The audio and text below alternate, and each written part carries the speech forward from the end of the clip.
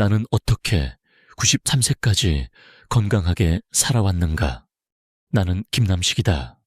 올해로 93. 아직도 매일 새벽이면 혼자 걸어서 뒷산을 오른다. 다리가 후들거리기도 하지만 여전히 똑바로 걷고 제 손으로 밥을 짓고 정원에 있는 약초도 손수 기른다. 누군가는 내게 말한다. 선생님, 어떻게 그 연세에 그렇게 정정하신가요? 그럴 때마다 나는 웃으며 대답한다. 그건 긴 이야기죠. 그리고 오늘 그 이야기를 들려드리려 합니다. 나는 1932년 함경북도의 작은 시골 마을에서 태어났습니다. 먹을 것도 부족하던 시절, 약 한 첩으로 사람을 살릴 수 있다는 이야기를 듣고 의술의 길에 들어섰지요. 그렇게 한의학을 공부하고 또 수십 년간 진료하면서 수많은 생로병사를 마주했습니다. 나는 수많은 환자들을 만나며 깨달았습니다. 오래 사는 것보다 중요한 건 어떻게 사느냐는 것입니다. 사람들은 흔히 말합니다. 건강하게 오래 살고 싶다고. 그러나 실제로는 건강보다 불안을 더 의식하며 살아갑니다. 정기검진, 약 복용, 건강식품, 어느 것 하나 나쁘다고 할 수는 없습니다. 하지만 내가 보기에 진짜 중요한 것은 그것들이 아니라 삶의 태도와 습관입니다. 사실 나 역시 젊은 시절에는 병원에 자주 갔습니다. 의사로서 누구보다 정확한 진단과 검사를 신뢰했지요. 하지만 시간이 지날수록 기계로 보는 건강과 몸이 느끼는 건강 사이에 간극이 있다는 것을 알게 되었습니다. 특히 70세 이후부터는 그 차이가 더욱 커지기 시작했습니다. 나는 의학을 연구하면서도 동시에 내 몸의 변화를 매일 관찰했습니다. 아침에 일어나 혈압을 재고 맥을 짚고 수면 상태와 식욕, 배변 습관을 기록했습니다. 몸은 거짓말을 하지 않습니다. 오히려 기계보다 더 섬세하게 변화의 신호를 보냅니다. 단지 우리가 듣지 못할 뿐이죠. 80세가 넘었을 때 나는 결심했습니다. 남은 삶을 진짜 건강의 비결을 정리하여 사람들과 나누자고. 병원에서는 알려주지 않는, 그러나 진짜 인생을 변화시킬 수 있는 작은 지혜들을요. 오늘 이 글은 바로 그 시작입니다. 내가 살아온 93년의 삶, 그 속에 담긴 건강과 장수의 본질, 이제 당신과 함께 나누고자 합니다. 지금부터 내가 전할 이야기들은 단순한 의학 지식이 아닙니다.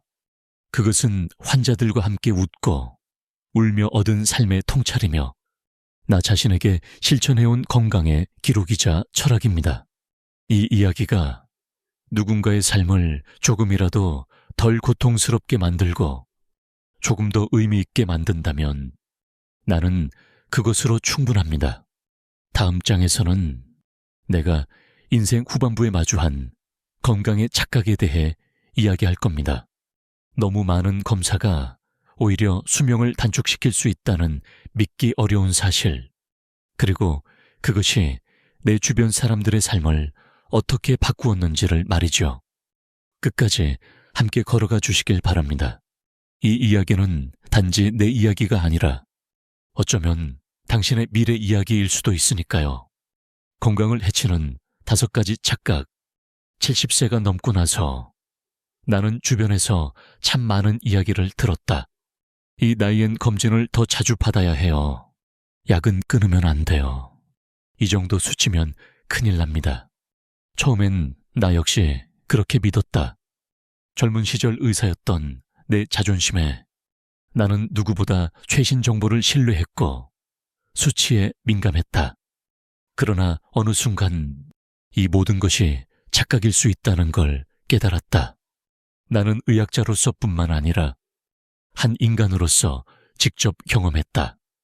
정기검진이라는 이름 아래 얼마나 많은 어르신들이 불필요한 검사와 약물에 시달리며 삶의 질을 잃어가는지 착각 1.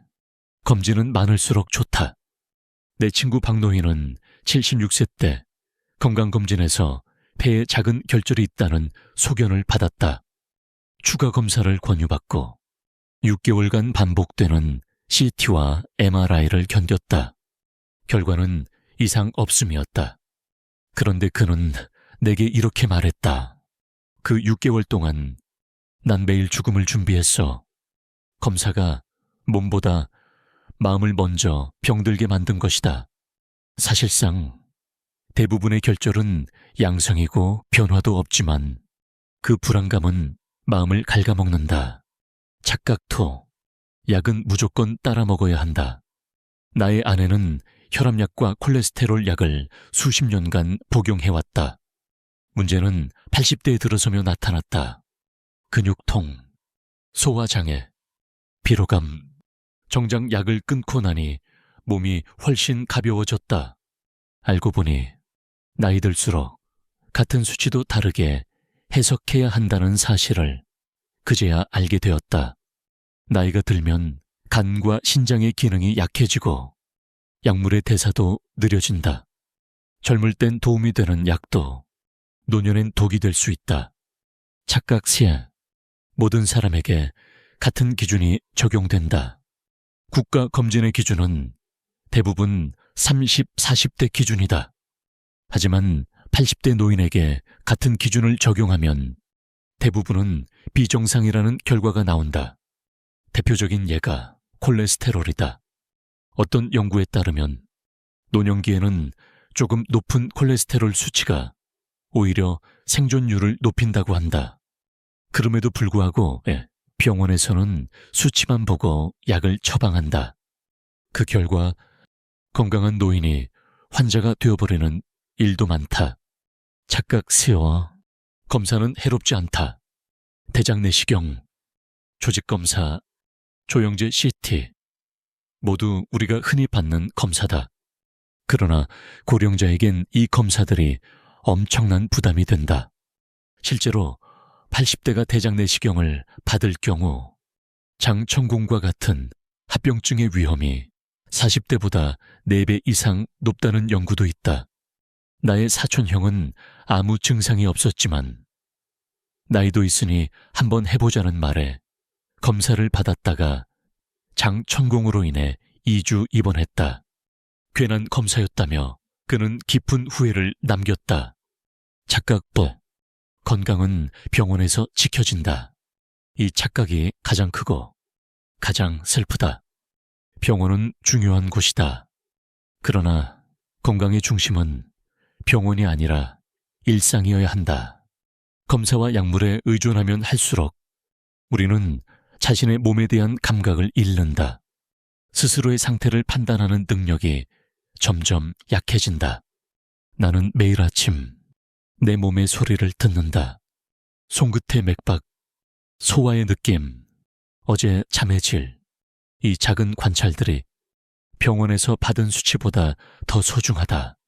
어느 날 나는 문득 이런 생각을 했다. 검진으로 수명을 늘릴 수는 없다. 하지만 잘못된 검진은 수명을 줄일 수 있다. 그 깨달음 이후로 나는 모든 검사를 의심의 눈으로 보기 시작했다. 정말 필요한가? 내 나이에 꼭 받아야 할까? 이 결과가 치료 방향을 바꿀 만큼 중요한가? 그 질문들이 나를 살렸다. 그리고 지금 이 글을 읽는 당신에게 꼭 전하고 싶다. 다음 장에서는 70대 이후에도 꼭 받아야 할 검사 5가지에 대해 이야기하겠다. 내가 오랜 시간 동안 수천 명의 환자를 치료하며 끝까지 권해왔던 검사들이다. 병을 찾기 위한 검사가 아니라 삶의 질을 지키기 위한 검사들이다. 70세 이후 꼭 필요한 5가지 검사 합장에서 나는 말했지요. 모든 검사가 건강을 지켜주지는 않는다. 오히려 잘못된 검사가 생명을 갉아먹는다. 하지만 그렇다고 해서 모든 검사를 거부해야 한다는 뜻은 아닙니다. 진짜 필요한 검사는 분명히 존재합니다. 나는 수십 년간 수많은 환자들을 진료하면서 그리고 스스로의 몸을 관찰하며 깨달았습니다. 바로 이 5가지 검사는 노년기의 삶을 지키는 최소한의 기둥이라는 것을요. 혼, 혈압검사, 조용한 살인자를 막아라. 고혈압은 침묵의 살인자라고 불립니다. 증상이 거의 없기 때문에 무시하기 쉽지만 어느 날 갑자기 뇌졸중, 심장마비를 일으킬 수 있지요. 나는 매일 아침 일어나자마자 혈압을 잽니다. 그 숫자가 나의 하루를 가늠하게 해주지요. 오늘은 조금 높군. 몸을 좀 더 쉬게 해줘야겠어. 이처럼 혈압은 노년기에 가장 먼저 확인해야 할 지표입니다. 내가 치료한 한 노인은 혈압이 높은 줄 모르고 지내다가 결국 반신불수가 되었습니다. 그 후 그는 휠체어에서 이렇게 말했죠. 하루 1분만 측정했어도 지금처럼 되진 않았을 텐데. 2. 당뇨병 검사. 삶의 질을 위협하는 침입자. 당뇨는 몸 전체에 영향을 주는 무서운 병입니다. 신장, 눈, 발끝, 심지어 뇌까지 그 영향은 넓고 깊습니다. 하지만 초기에 발견하면 약 없이도 조절이 가능합니다. 나의 이웃 김노인은 7여보세에 당뇨 진단을 받았지만 매일 아침 30분 걷기를 꾸준히 실천했습니다.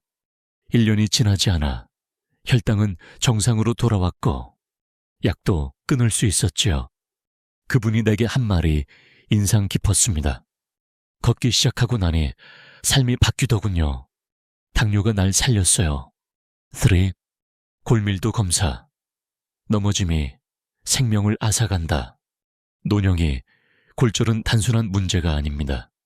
특히 여성은 폐경 이후 뼈가 급격히 약해지고 작은 충격에도 쉽게 부러집니다. 골절로 인해 누운 채 지내다 보면 폐렴, 욕창, 우울증까지 겹치게 되죠. 나의 아내는 67세에 골다공증 진단을 받았고 그 후로 매일 칼슘과 비타민 D를 챙겨 먹었습니다. 지금도 계단을 오르내릴 때마다 나는 감사함을 느낍니다. 넘어지지 않고 걷는 것, 그것이 얼마나 소중한 일인지. 4. 청력 시력 검사. 세상과 연결되는 문. 노년기에 가장 자주 놓치는 변화는 감각의 둔화입니다. 잘 안 들리고 잘 안 보이기 시작하면 사람은 점점 고립감을 느낍니다. 외로움은 건강을 갉아먹는 가장 무서운 병입니다. 내 형님은 처음엔 보청기를 거부했지만 대화가 줄고 표정이 어두워졌습니다.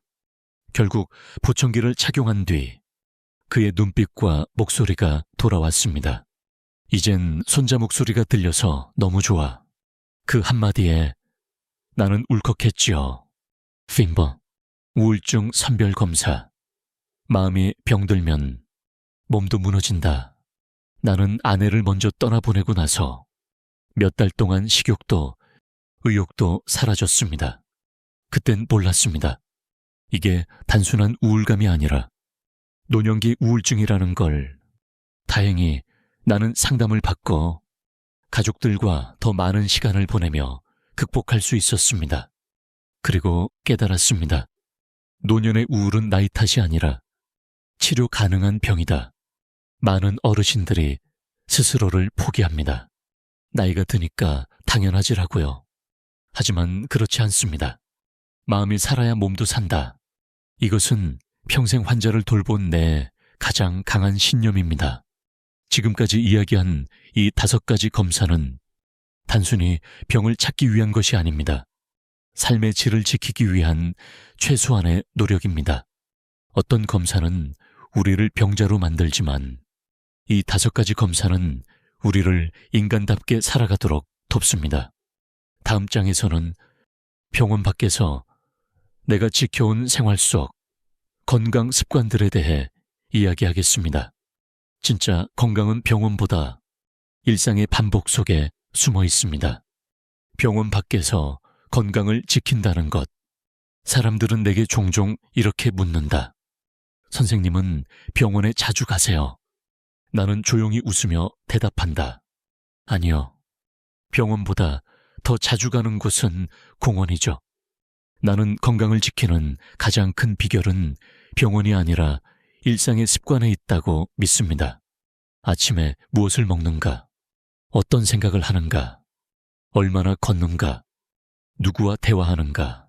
이 사소한 선택들이 모여 평생의 건강을 만들어냅니다. 걷기, 약보다 강한 운동. 나는 80세 이후로 하루도 빠짐없이 걷습니다. 비가 와도 눈이 와도 반드시 집 뒤 공원을 3바퀴 돕니다. 몸이 찌뿌둥하면 천천히 걷고 기분이 좋으면 노래를 흥얼거리며 걷습니다. 약도 좋지만 내 다리가 더 좋은 약이지. 이 말은 내 단골 환자였던 정노인의 말이었습니다. 그는 관절염으로 고생했지만 매일 30분 걷기를 하면서 통증이 줄었고 병원 갈 일이 거의 없어졌습니다. 걷기는 단순한 운동이 아니라 생명 연장의 실천입니다. 식단, 내 몸을 위한 한 그릇의 정성. 나는 젊었을 때 고기를 참 좋아했습니다. 하지만 70세 이후부터는 식습관을 완전히 바꾸었습니다. 씹기 쉬운 두부, 계란찜, 생선, 미역국 같은 식단으로 소박하게 먹습니다.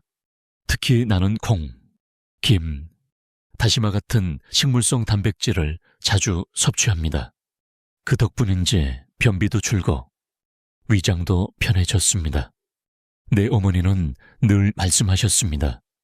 밥상은 약상보다 먼저다. 매일의 식단이야말로 가장 강력한 예방약입니다. 수분 섭취, 물은 가장 싼 보약. 나이가 들면 갈증을 잘 느끼지 못합니다. 그래서 탈수로 어지럼증을 호소하는 어르신들을 자주 봅니다. 나는 하루에 알람을 3번 맞춰놓고 그 시간마다 반드시 물 한 컵을 마십니다. 이 습관을 통해 피부도 덜 건조해지고 변비도 확실히 줄었습니다. 커피, 녹차, 음료수는 물이 아닙니다. 순수한 물을 적정량 마시는 것. 이것이 진짜 수분 섭취입니다. 수면 루틴. 밤의 평온이 아침을 바꾼다. 많은 어르신들이 수면 장애를 겪습니다. 나 역시 한동안 잠을 잘 이루지 못해 힘든 시절이 있었습니다. 그때부터 매일 저녁 나만의 루틴을 만들었습니다. 따뜻한 물 한 잔, 5분 스트레칭, 잔잔한 음악 듣기, 9시 이전 취침. 이 루틴을 시작하고 나서 수면의 질이 확실히 좋아졌습니다. 약 없이도 깊은 잠을 잘 수 있는 건 삶에서 큰 축복입니다.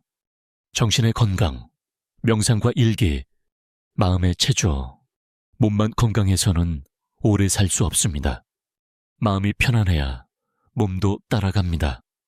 나는 매일 아침 10분간 눈을 감고 명상을 합니다. 생각이 떠오르면 떠오르는 대로 흘려보내고 그냥 호흡에 집중합니다. 그리고 매일 밤 하루를 정리하는 짧은 일기를 씁니다. 오늘 무슨 일이 있었는지, 어떤 기분이었는지, 무엇을 느꼈는지 이렇게 쓰다 보면 나 자신을 더 잘 이해하게 됩니다. 마음의 긴장이 풀리고 불안이 줄어듭니다. 몸의 운동만큼 마음의 운동도 중요하다. 나는 그렇게 믿습니다. 사람과의 연결, 고립은 건강을 좀 먹는다. 나는 77세에 동네 노인 합창단에 들어갔습니다. 노래도 잘 못 부르고 처음엔 어색했지만 이젠 매주가 기다려집니다. 같이 웃고 실수도 하고 박수치는 그 시간들이 내 마음에 비타민이 되었지요. 외로움은 단순한 감정이 아닙니다. 실제로 면역력을 떨어뜨리고 노화를 촉진시킵니다. 사람과의 연결, 웃음, 공감, 이것이 진짜 장수의 조건입니다. 나는 오늘도 약국이 아닌 공원으로, 병원이 아닌 부엌으로, 그리고 고립이 아닌 관계 속으로 향합니다. 건강은 특별한 장소에 있지 않습니다. 오늘의 작은 습관, 사소한 선택, 반복된 리듬 속에 숨어 있습니다. 다음 장에서는 내가 남은 삶을 어떻게 바라보는지, 93세에 내가 매일 스스로에게 던지는 질문, 오래 사는 것, 그 자체가 목적일까? 그 마지막 이야기를 나누겠습니다. 오래 산다는 것의 진짜 의미. 내가 93이 되기까지 참 많은 이별을 겪었습니다. 오랜 친구, 아내, 제자, 이웃. 함께 웃고 울었던 이들이 하나둘 내 곁을 떠났지요. 그럴 때마다 스스로에게 질문했습니다. 나는 왜 아직 살아있는가? 그리고 이 남은 시간을 어떻게 살아야 하는가? 의사로서 평생 수명을 늘리는 방법을 고민해왔지만 지금은 수명보다 삶의 방향이 더 중요하다는 것을 절감합니다. 오래 사는 것보다 어떻게 사는가가 더 중요합니다.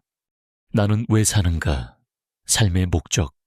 어느 날 일본 오키나와의 100세 노인들이 공통적으로 갖고 있다는 개념 하나를 접하게 됐습니다.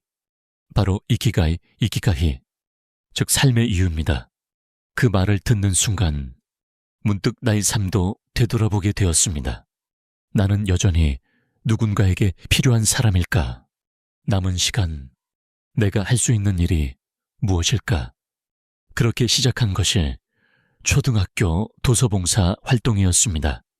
매주 한 번씩 동네 도서관에서 아이들에게 옛 이야기와 건강 상식을 들려주었습니다. 처음엔 내 말에 집중하지 않던 아이들이 점점 반짝이는 눈빛으로 내 이야기를 듣기 시작했지요. 할아버지, 다음엔 또 무슨 이야기 해주실 거예요? 그 한마디에 나는 다시 살아있음을 느꼈습니다. 건강 일기의 기적, 몸을 이해하는 힘. 나는 매일 아침 일기를 씁니다. 오늘의 기분, 전날 잠의 질, 식사 상태, 통증 유무, 움직임. 처음엔 단순한 기록이었지만 시간이 흐르면서 놀라운 사실을 깨달았습니다. 커피를 마신 날은 잠이 얕았다. 비가 오는 날은 관절 통증이 심했다. 사람을 만난 날은 기분이 밝았다. 이런 자각은 내가 내 몸을 더 잘 이해하게 해주었고 불필요한 검사나 약물보다 더 정확한 건강 지표가 되었습니다. 나를 스스로 돌보는 힘, 그것이 진정한 장수의 시작입니다. 마지막 장을 빛나게 하는 법. 내 친구 윤 선생님은 88세에 대장암 진단을 받았습니다. 의료진은 수술을 권했지만 그는 조용히 말했습니다. 나는 병원 침대에서 남은 삶을 보내고 싶지 않아. 손자와의 시간, 제주도 여행, 나만의 정원, 그게 더 중요해. 그는 수술 대신 증상 완화에 집중했고 2년간 평화로운 시간을 보내며 스스로의 마지막을 준비했습니다. 그 선택을 통해 그는 삶의 마지막 장을 가장 빛나게 장식한 사람이었습니다. 내가 말하는 건강의 정의. 나는 이제 건강을 이렇게 정의합니다. 건강이란 내가 사랑하는 일을 계속할 수 있는 힘이다. 손주를 안을 수 있는 힘, 친구와 커피를 마시며 웃을 수 있는 여유, 내 손으로 밥을 짓고 뒷산을 오르고 노을을 바라볼 수 있는 평온함. 그것이야말로 내가 평생 쫓아온 진짜 건강입니다. 마지막 인사. 지금 이 글을 읽고 계신 당신, 혹시 하루하루가 버거우신가요? 수명을 늘리는 방법만을 쫓고 계신가요? 그렇다면 이제 조금 다른 질문을 해보시길 바랍니다. 나는 왜 오래 살고 싶은가? 내게 진짜 소중한 것은 무엇인가? 오늘 하루 나는 나를 어떻게 돌보았는가? 이 질문에 진심으로 답할 수 있을 때 당신의 노년은 단순한 생존이 아니라 인생의 두 번째 봄이 될 것입니다. 93세 노의사가 삶의 끝자락에서 전하는 작은 고백이 당신의 인생에 조용한 울림이 되기를 바랍니다. 건강은 숨쉬는 것만이 아니라 삶을 느끼는 힘입니다.